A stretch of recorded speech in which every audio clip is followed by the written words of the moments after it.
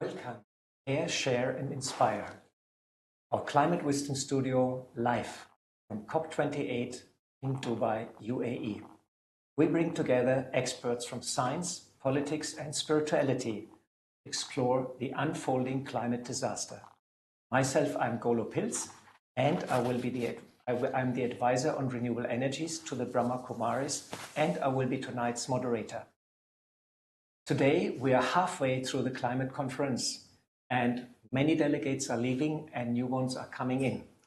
And so far, we have rather mixed observations. Some say it's a lobby fest where polluters can schmooze with politicians, all under the guise of tackling climate change, whilst others say a carnival-like atmosphere is a positive sign of increasing global engagement in the climate crisis. It's a huge circus and it's a good thing. It means the issue has reached a critical mass. So there are different opinions on the size of the COP. There are almost 84,000 delegates coming together at Expo City here in Dubai. As usual, we have to wait until the agreement is out. See text. We will keep you updated and posted on the developments. I'm very glad to have today 3 experts with me in the area of science, spirituality, and negotiation. Next to me is Dr. Vibha Dhawan. You are the Director General of TERI, the Energy and Resource Institute, a very prestigious research institute located in New Delhi in India. You are a Fellow of the National Academy of Science, and you're currently also serving as an Adjunct Professor, Consul General, Michigan State University. You are driven by a deep academic and research interest and have authored 6 books and over 50 publications. You won many awards, and your thought leadership and engagement is widely acknowledged. Thank you. Welcome to our panel discussion. Thank you. I've with us also is Emmanuel. He is the program manager at ENDA Energy and NGO in Senegal. He has expertise in adaptation to climate change, climate finance, sustainable land management, and disaster risk management. He is currently a member of the UNFCCC Expert Group on Action and Support of the Global Board of Network for Disaster Reduction in the region of West and Central Africa. Welcome very much to our panel discussion. And last not least, for the last time in this panel discussion, I have Sister Jenty with us. She's the additional administrative head of the Brahma Kumaris, a spiritual organization with more than 5,000 meditation centers in India and 600 abroad. The Brahma Kumaris is accredited since 2009 to the UNFCCC and to the climate conferences, and Sister Jenty has been almost all the times visiting the climate conferences. And she's also our main representative to the United Nations. So welcome to all of you to our panel discussion. And let me just start with my first question to Vibha. You are heading one of the most prestigious research institutes in India and have an illustrious career in academics research. Most computer simulations, they forecast that India will be quite seriously affected by climate change. I think it's Africa, one of the hotspots, and India also. And among the critical areas we can see is food production and also an increased number of heat waves. I just read an article that they expect the sales of air conditioning in India to soar because people are trying to adapt to these increasing heat waves. The government is doing a lot, for example, trying to replace wheat with millet. And millet is more heat resistant and needs less water, and I think is one of the ancient traditional foods in India. So I know that the government is pushing very hard at the moment to bring millet back. And even in our ashram now we have more of millet that I also noticed. Can you give us an overview what India is doing in terms of adaptation? And how are the common people aware what's coming and what more can be done? Yeah, it's a very valid question while we are talking of the climate change. And in fact, the general awareness about climate change that started with the beginning of this century. And before that, most of the people, they thought that why are we talking about the changing climate? It's the usual norm. But then the speed of the changing climate, that is increasing, and we are also at a threshold level that beyond that, the survival will become tough. It's also very clear because the IPCC reports, they have predicted that this is going to be the impact of the changing climate. Unfortunately, the facts are uglier than what was predicted. It's also true that the impact of changing climate is not going to be uniform around the world. And unfortunately, those countries which even today are struggling for food security and high temperatures, drought, floods, they are going to be even worse affected. Government, of course, has a huge responsibility, and I always say that we only have one planet to live.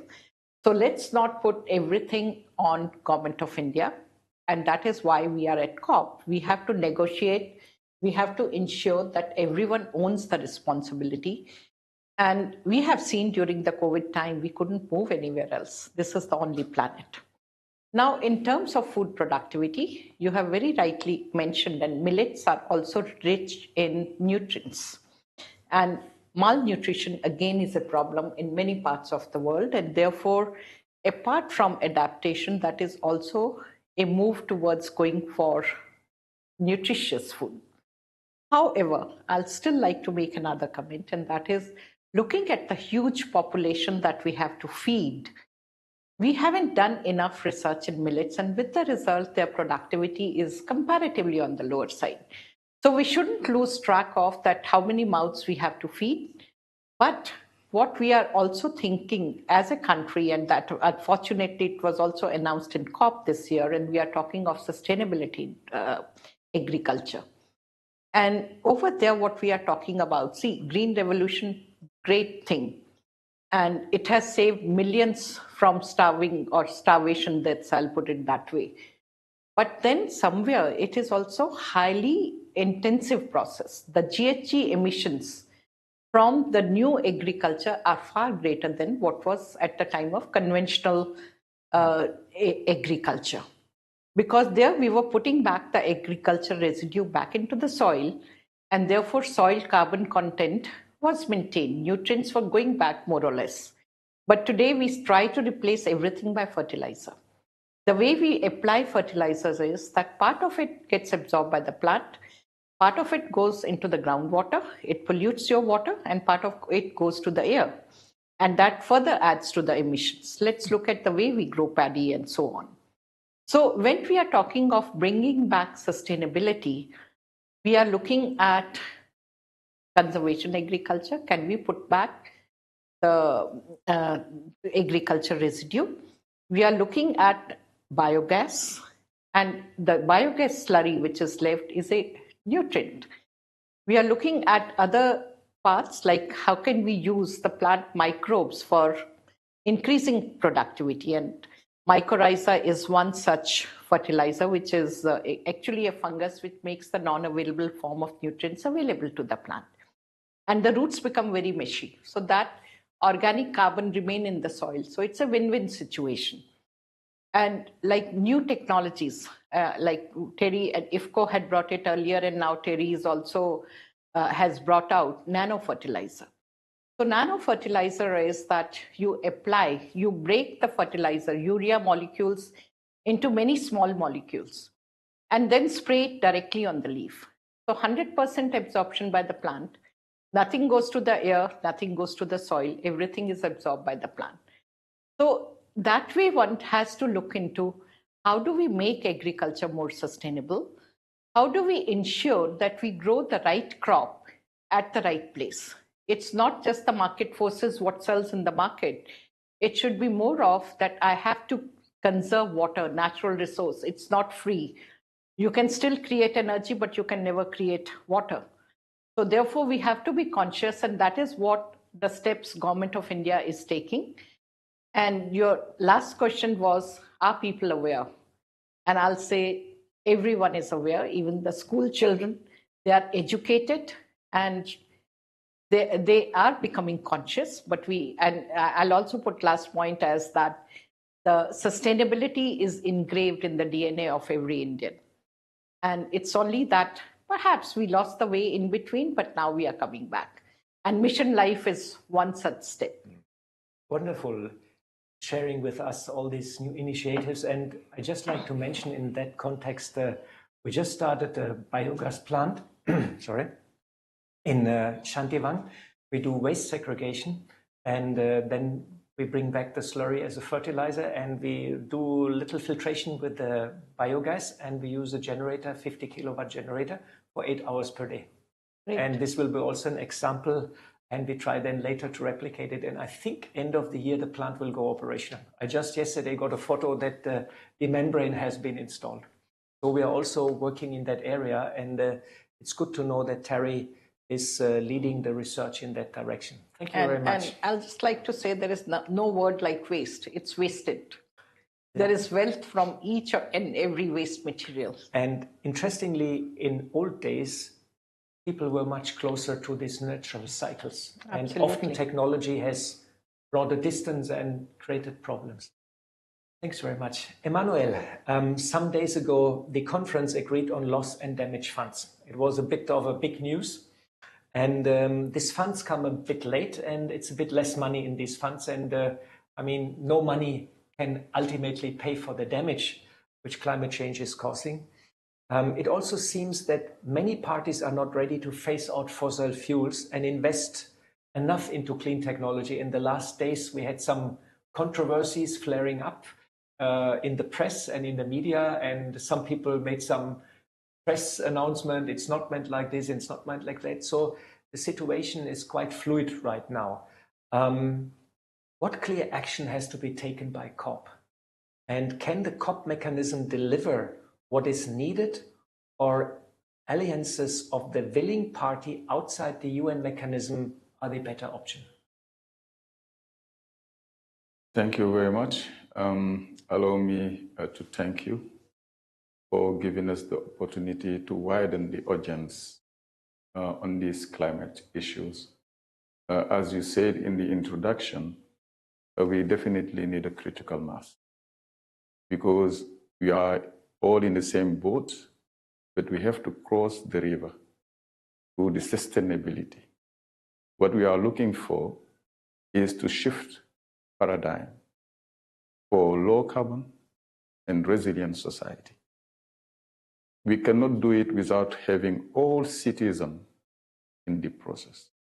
That's why also I welcome not only the decision that we have to adopt the loss and damage fund, but to have more and more people attending the conference of parties. And we may have different objectives in attending the conference. It's not only negotiation. It is showing what we are doing on the ground for people to see if they can scale up or learn from this.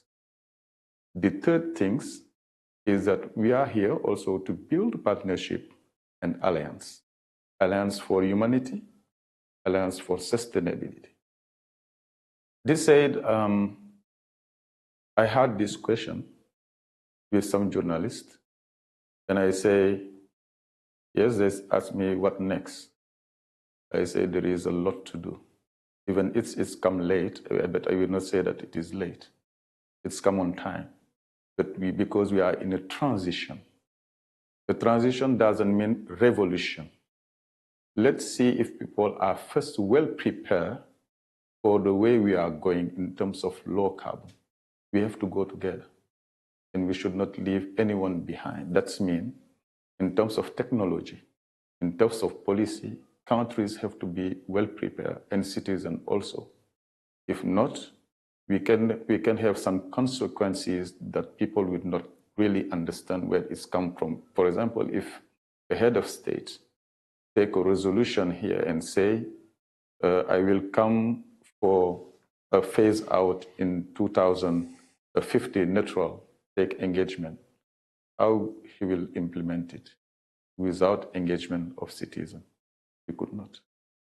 So that means that we need to prepare people, inform, raise awareness, generate knowledge for people to be in the process. What we need is not only that. We need not only announcement, but we need effective finance for people who are on the ground to get the resources. And in an effective way, I mean, this should be in an efficiency way, because we all know that we got a lot of resources in this climate finance process. But in terms of impact, can we say that there is the impact that we are expecting from this with the communities? It is not. Only less than 10% of the finance goes to communities. That's a very interesting statement you're doing, and I feel all initiatives, whatever has been decided at COP or will be decided at COP, it has to be accountable, that's for sure. Because many announcements have been made, but accountability is not there, and after some 2-3 years, they are also forgotten. Thanks very much. This brings me to Sister Jenty. Sister Jenty, this is your last day at the climate conference. You literally, I've seen you talking there, and you literally gave your heart, not your feelings, and you really very passionate spoke at the many programs, and you shared spiritual insights.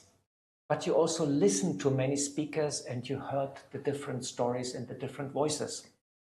Is there something you have learned you are taking back to London when you leave? Please let us know what inspired you. One of the things that came up in a session in which I was participating yesterday was, again, the topic was loss and damage. But within that, what came up was the non-economical losses. And a lot of attention was given to that because you can lose your home, that's one thing. But if you lose your family, how does that impact you? What happens if you lose your culture? And of course, the small islands of the Pacific are in that situation where it can happen any minute now that they lose not just their home, but their families maybe, but also their culture, their traditions.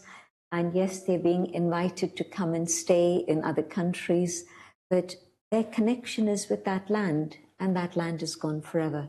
How can there be any remuneration for that? So this came up as a very intense discussion, especially with people from the Marshall Islands and so on, and Fiji. So it touched my heart very deeply, because it's a fact that if there's a loss that you can recompensate for, that's one thing, but there's loss in so many other different ways. And this is why it's really not enough to just talk about monetary, financial things, but also to think in a bigger picture about human beings and their lives and families and so on. So this came across to me very, very strongly yesterday. So the other thing that also came up in that same session, there was a young man from Norway, and he spoke about how there'd been a storm in Finland just a few weeks earlier. And he said that the estimation of the damages caused by that one storm in a developed country was about half the amount that had been promised for the total world in terms of loss and damage.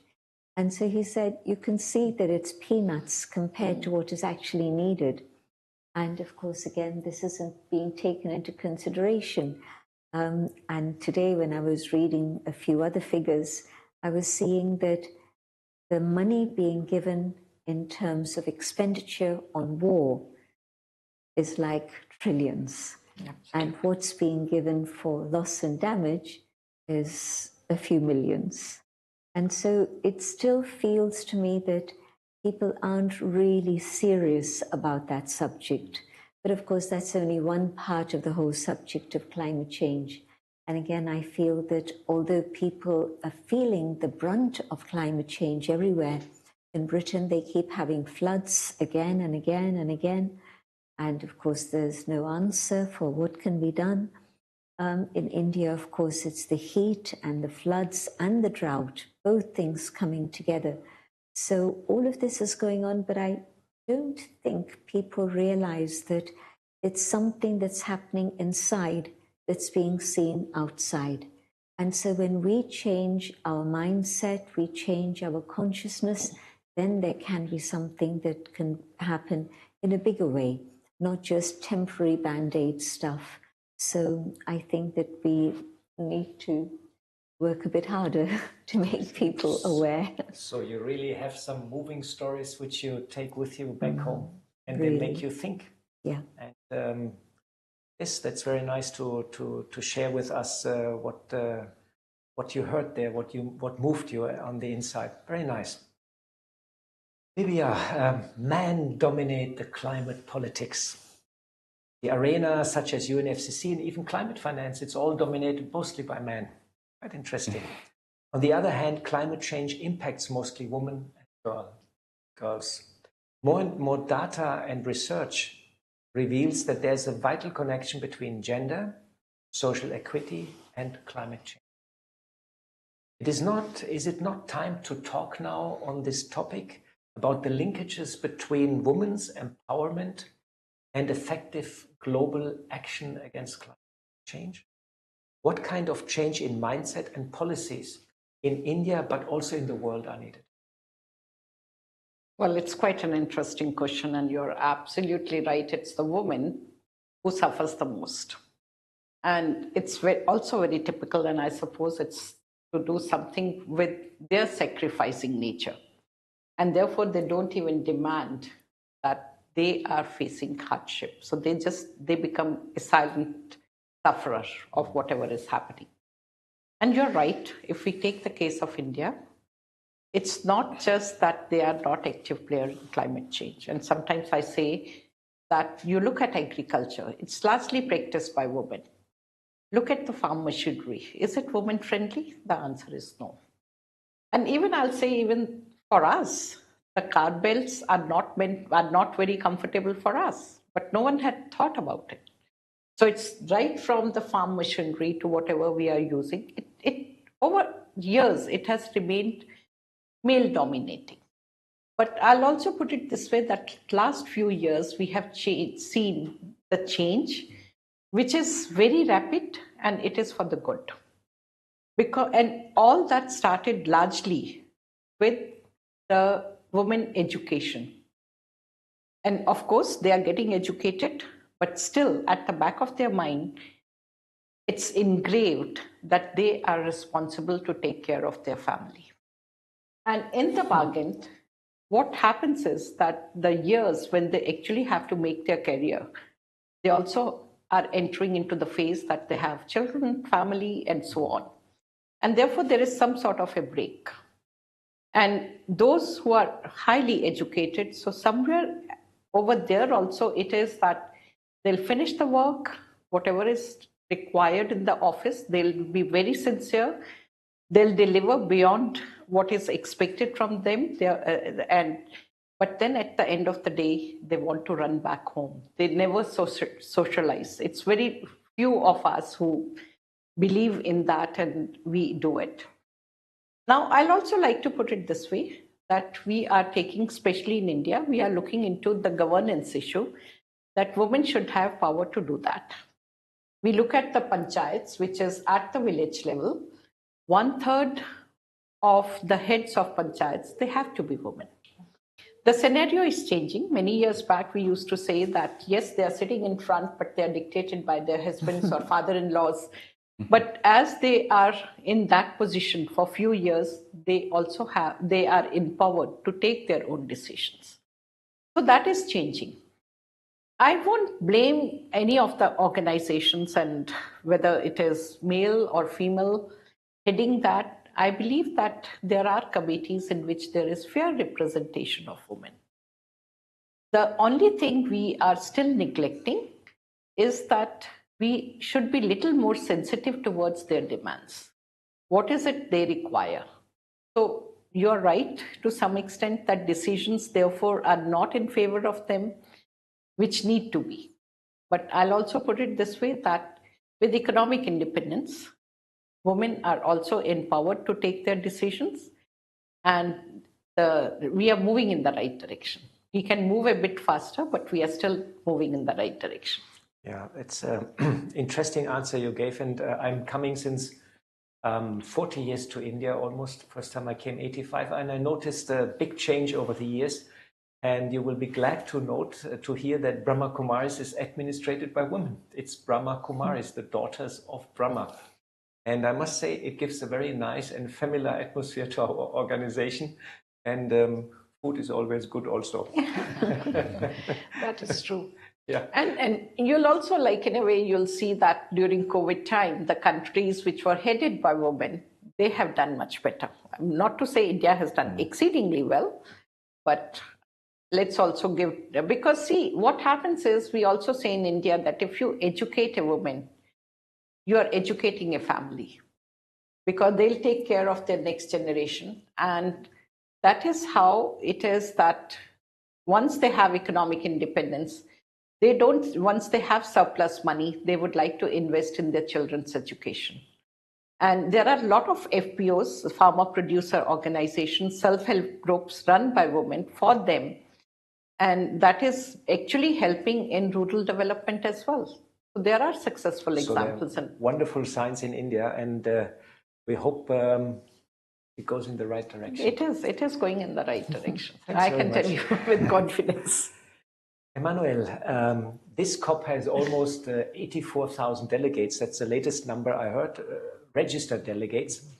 And some say it's very, very good that we are so many, and others say it's diluting the process. And I must say, it's not easy to navigate at the COP. When I came first time, I thought, where are all the people and where are actually the programs happening? Because in old climate conference, we were used that it's all sort of in one area, and here it's like in a city.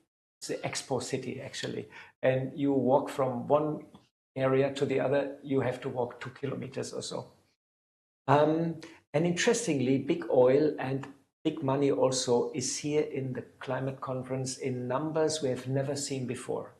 It's quite astonishingly, I've heard some number of a couple of thousand delegates from oil and from the banks, the international banks. And that is new for the COP, that big business and big oil is also here. And the COP is also taking place in one of the oil producing countries. It's quite interesting. Is this a good or is it a bad sign? Do we need big money and big oil to help us? What is your idea about it? You know, I want often to remain positive. To remain positive means that we need to bring everyone on. Change people's mind if it is possible, to go in the way that we are all calling for, I mean sustainability. Because we just have one word. It is not two words. And if we have one word, we need to think together how we will manage this word.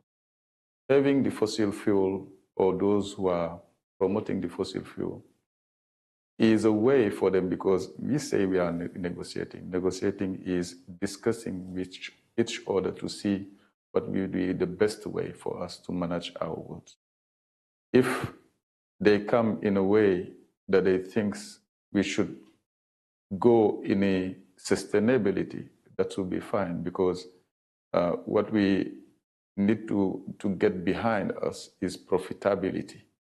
Let's look at, if we come with a profitable sustainability, that is possible. We can invite the business people if they come in the way to profitable sustainability. What we don't want is sustainable profitability. I don't know if you understand what I mean by this word. They are totally different. So let's open the door for everyone to join the process. We are organizing the conference here in Dubai. We have seen that many people made commitment and pledge for the positive way, I mean how to support those who are suffering the most on climate change. Like people from the small islands, and even in Africa, if you go, for example, in the Sahelin countries, they are in conflict. In Niger, they are in conflict. In Mali, in Burkina Faso. And these people are suffering from a double vulnerability. That's mean conflict and climate change. We cannot forget these people. We have to do something. And if those, because in this transition, for example, Senegal will become a gas country. And what we said is the resources or the benefit that we'll get from this gas should help us at least to move to clean technology. It depends on the way that we use the resources. And I think this have to be noted. Not only pushing people that you are fossil, they are part of the process. Let's see the best way to get them in. And if they can change, because if you look at also Dubai or the city, they are moving in a clean process. So let's push for that. And I think we said it at the beginning, having 84,000 is good. Is good because why it is good, I have said it, there are those who are negotiating in the text. There are few, there are not more than 200. But the others, they would like to see how the process is working. And when they go back at home, they would sensitize or aware the others to say that it is time for us to change. And it is in this way that we'll get the critical mass. Interestingly, some days ago, a study was published from Deloitte for the World Economic Forum. And they estimated that the transition to clean technology would bring $40 trillion of business. $40 trillion of business. So there's a lot of opportunity also to generate income. And we had a session with Solar Cooker International yesterday, and they have success stories where they bring solar cookers to local community, and then they teach them how to build them, and then they have also income. So it's a win-win situation. So actually transition to clean technology is the right way to go from all aspects, actually. Sister Jenty, the Brahma Kumaris is administrated by women, as I mentioned, and which makes it a very unique organization, not only in India, but also in the world. I remember when I see these photos with the spiritual leaders, then quite often our sisters in white are the only women in the photo. It's quite interesting. Your mentor was Dadi Janki, who passed away some years ago at an age of 104. I was lucky also to meet her many, many times. And here at COP, we hear a lot about the power of youth, fast action. But what about the wisdom of the elderly?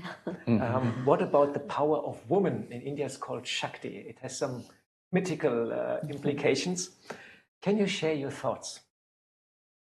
I was very fortunate to have been close to the original group that started the organization with Brahma Baba. And so they started when they were in their teens. And by the time I got to know them, they were in their 60s. And I was still in my teens at that point. So I grew up with them. And I loved their warmth, their friendship, their humility, their deep, deep wisdom and insights. And so older women definitely have a huge amount to offer to the world, not just the younger generation, but to everyone. And women in particular were chosen by Brahma Baba to lead the organization so that there could be a balance restored, because women have not had the right to make decisions for so long. And especially where we started, which was at that time Sindh, and that today is Pakistan, but at that time it was a united India in the 30s. So in Sindh, even today, women are second-class citizens. And so in the 30s, it was a very revolutionary step that Brahma Baba took. But it was filled with total wisdom, because when you're on a spiritual path, you're not just giving lectures, you're not just talking about spirituality, but you're guiding people with your life. You walk your talk and you guide them with your own experience and spiritual love and nurture. You think about the caring professions, many of them are dominated by women even now. And so the care that's needed for spiritual development for every individual is that care that comes from the feminine side. Brahma Baba himself a man, but he had those feminine qualities also. And so I'm thinking more about the feminine characteristics. And so it's a very natural trait that women have, to be able to give that sort of sustenance and care. And I see that that's how our organization has grown, from a handful of women to a worldwide organization with a very reputable standing at the UN since 1982. We've been affiliated since then. And so I see that having women in that role of leadership has meant that there's a lot of collaboration. Women work together as a collaborative team more easily than masculine egos that can sometimes come in. And so the result is the proof of our expansion. And Dadi Janki, one person alone, of course, she would never say it's me. She'd always say it's the one above, which is also true, that there is the power of the divine, that Shakti that you mentioned. But on a human level, this one woman who came to London with just a few sets of white clothes, she was able to create centers in 120 countries. Why? Because through her own life, she taught. The teachers who now run our centers in most of the continents across the world are people who she made friends with. She gave them of herself. She nurtured them. Well, you know yourself the amount of time she gave you. And so, yes, I would say that the feminine principle is what's needed, both in climate change, the care for nature, the respect and love for nature, but also it's what the world needs at the present time. Thank you very much. I remember when I joined Brahma Kumaris in '84, my mother was a bit concerned because, I mean, I was brought up in a Christian cultural background and tradition. And I went to India and my mother was a bit concerned. And then some 3-4 years later, she came to India and she met Dadi Janki. Then she came to me and said, now I know you're in good hands and I can relax. So that was very sweet, yeah. Very sweet reaction, yeah. Very lovely, yeah. Bibia, coming to our third question. Emissions still, unfortunately, are going on. I participated in a press conference of Carbon Tracker, and they said we're right now heading towards 2.5 centigrades with the NDCs which have been given by everybody at the moment. So we have to improve all our promises, especially the most vulnerable, which are at the same time least responsible for climate change, are suffering a lot. India is a country with an incredible spiritual legacy, rooted in values and ethics. I mean, it's an ancient civilization still alive, probably the only ancient civilization which has survived up to date. And can a revival of ethic and moral values or principles change the trend? What gives you hope? And are there special moments at the COP which you would like to share with us? Well, I'll put it this way. You're absolutely right. Emissions are going up. And maybe for countries like ours, they're going to go even more compared to many parts of the world because they have already developed. India, as a country, we have to develop.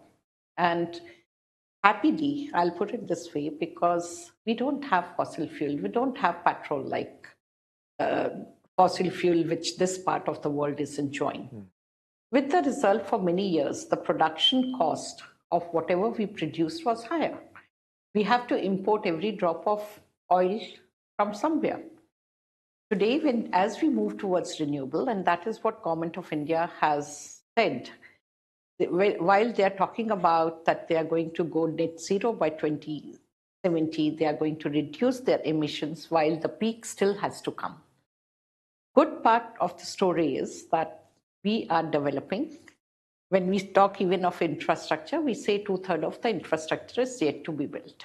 What is that infrastructure cost us?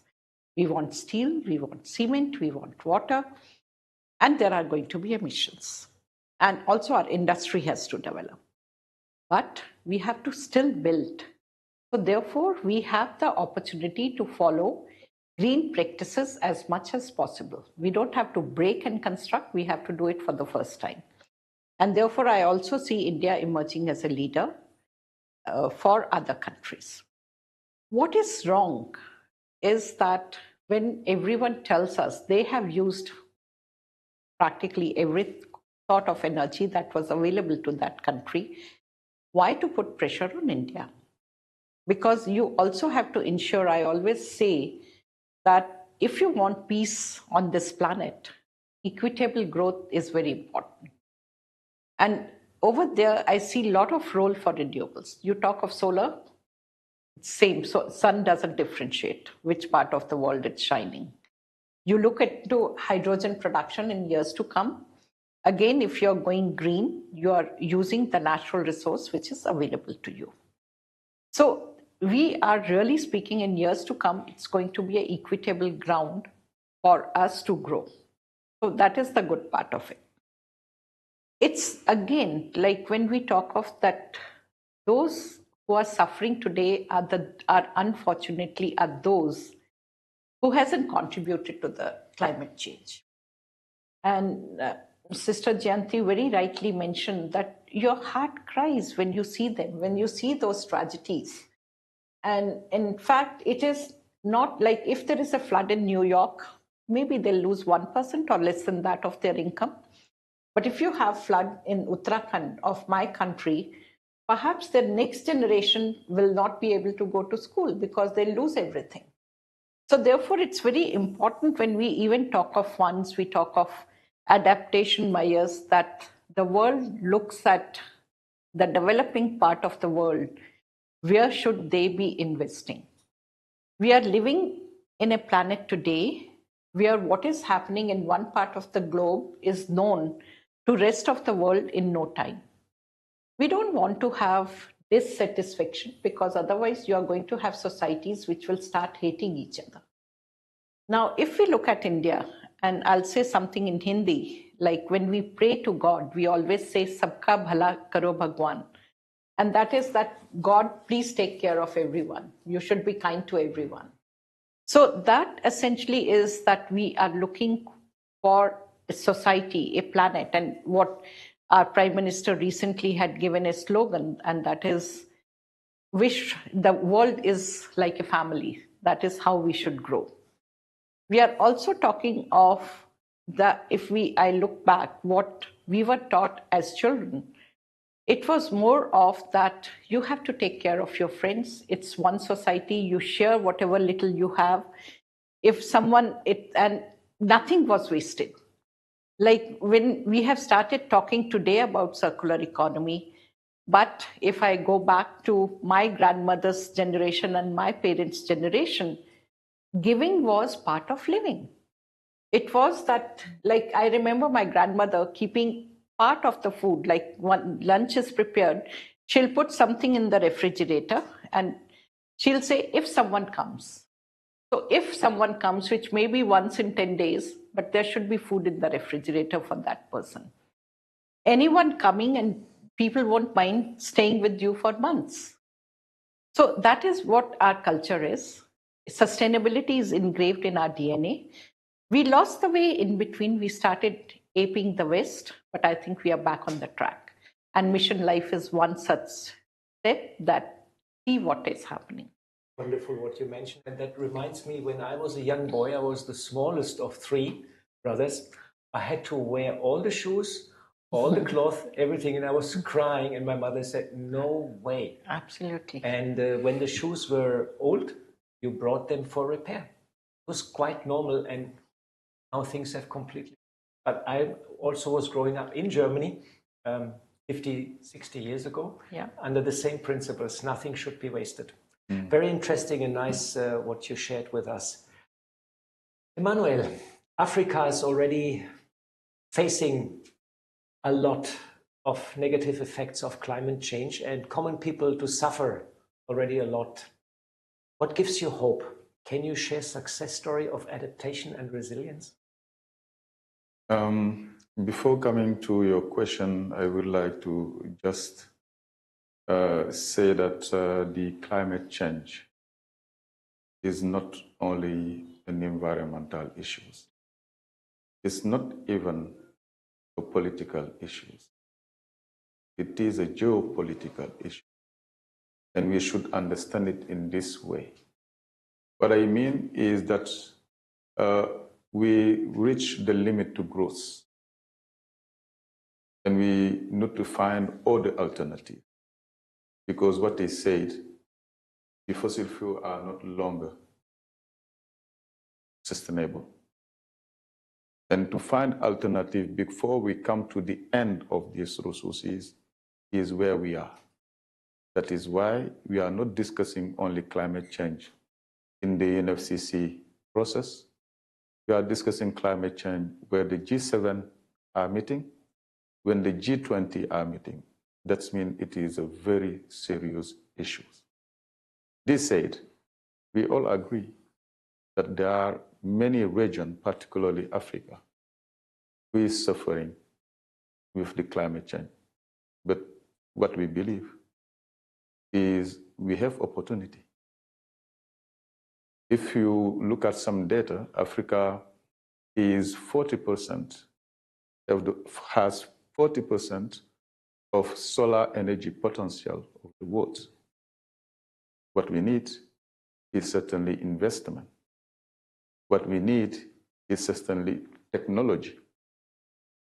And if people want that we use this opportunity, and we were talking about here in terms of principle, solidarity, and we all believe that we should go in the way of low carbon, why will not make accessible the technology that is available for people to value the renewable energy? It is available. So, and I think based on that, we are trying like a small drop, because small drop make the river, to build some experience through some project, for example, in terms of energy access, for people to value some chain like the milk chain. In our region, for example, in the far village inside the countries, people are producing a lot of milk, more than what we are importing. But we cannot transform the milk. We cannot stock the milk. And the unused milk become a waste. And then what we are doing is to try to set up some solar unit. And with this solar unit, we stock the milk in this community that never know electricity or even energy. And we help them to transform the milk in yogurt. And the yogurt have access to the market. We are training them also to produce cheese.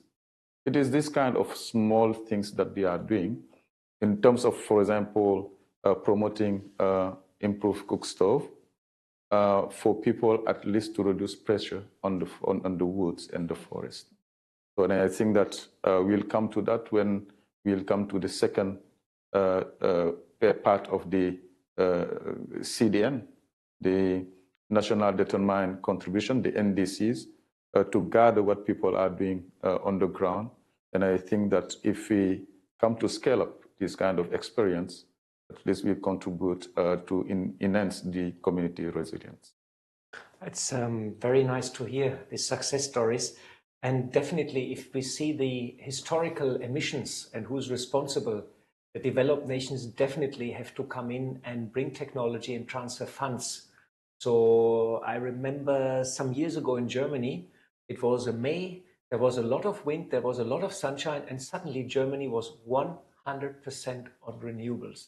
And it was in all the newspaper, and everybody said, wow, that's possible. I mean, Germany is like consuming a huge amount of energy. And right now we are at an average of 45% or so. Mm-hmm. It's incredible what's possible. And Germany doesn't have really that much of sunshine as Africa, for example, you know. So it's possible, and definitely the developed nations have to come forward now. And I hope at this COP also the global community understands that the transfer has to come from the developed nations, bring the technology, bring the funds, and help everybody to go straight for. So, Sister Jenty, coming to your last question, we're a little bit late, but we still have time. As per Brahma Kumaris, we live in dark time. In India, it's called the Kali Yuga. You know what I mean with that. And I heard that you said the translation is machine, death, or time. It's very interesting for Kali Yuga. And it seems that even worst case scenarios can become a reality. Not have to be, but can become a reality. The Brahma Kumaris promotes a new age approaching called the Satyuga, the age of truth. And definitely our COP, our climate conference, could use a bit more truth quite valuably to come to an agreement very fast. Can you elaborate a bit on the coming transition towards this age of truth and share your hopes and your outlook? Whatever happens in the world starts with the human mind. And so when our mind has been focused on materialism and commercialism, we see the result of that. And if our minds were to focus on spirituality, truth and love and purity and joy, we would see a different world.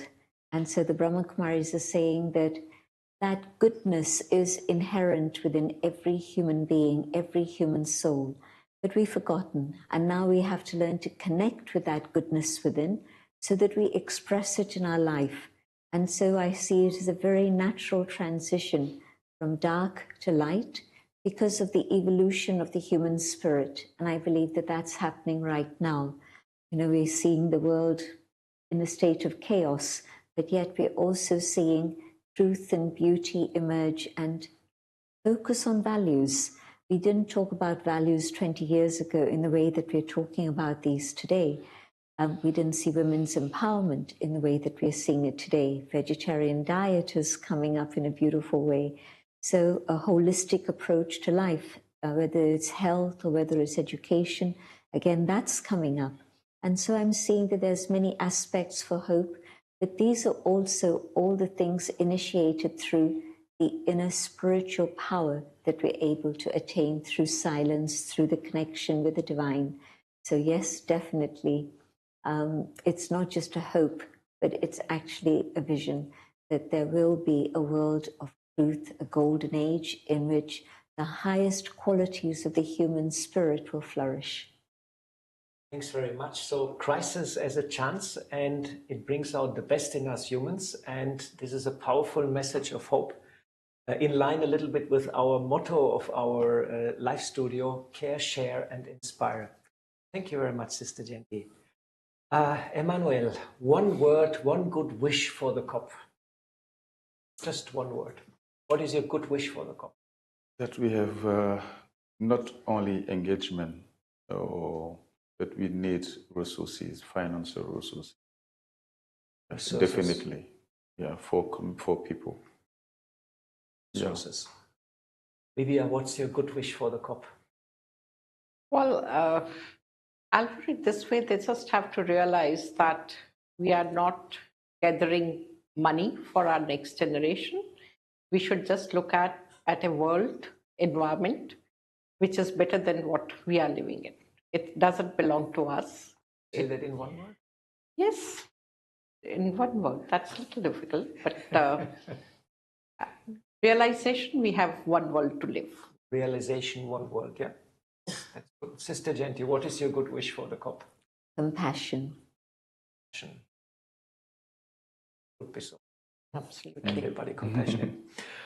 Wonderful. Such great inspirations from all of you, and time is ticking. Sister Jenty, would it be possible you guide us in a short meditation and wrap up all this what has been spoken and transform it in powerful thoughts which we can send towards the climate conference? Sure, thank you. I reflect on the things I've been hearing about: empowerment, equality, education, awareness, justice, truth. And I go on an inner journey to see if I can have the power, the capacity to connect with these qualities.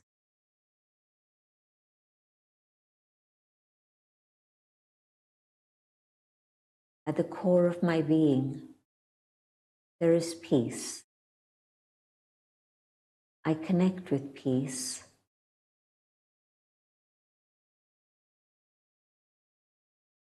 And as I begin to feel peaceful,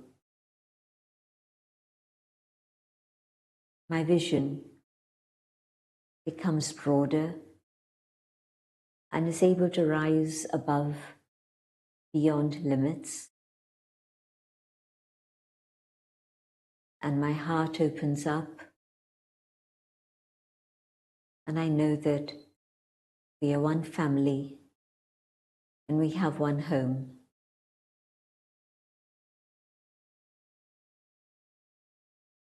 And these vibrations of peace and love multiply together.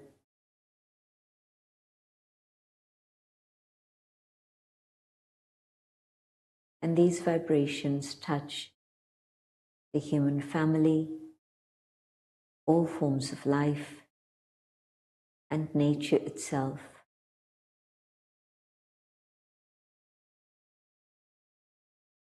Om. Thank you very much for this wonderful meditation. It reminds me when the intellect and the heart they join, the hands will do the right thing. So wonderful. Thanks a lot to our speakers, Divya, Emmanuel, and Sister Jenty. I like to mention also our patrons and sponsors, the Brahma Kumaris, Kalpta Root Tree Plantation, Brahma Kumaris Environment Initiative, Yogis for Future, Radio Madhuban, and India Care Trust. Special thanks also to our host, the Raja Yoga Center here in Dubai. And thanks also to all the special hands behind the camera who made this panel discussion possible. Please join us in 2 days at the same time for another interesting session of Care, Share and Inspire. Please look up for more details our webpage www.echo.brahmakumaris.org. And last and least, thanks very much to you, our audience. You stayed all the time with us, and I hope there was some good inspiration for you. Think about it, and goodbye and good night from Dubai.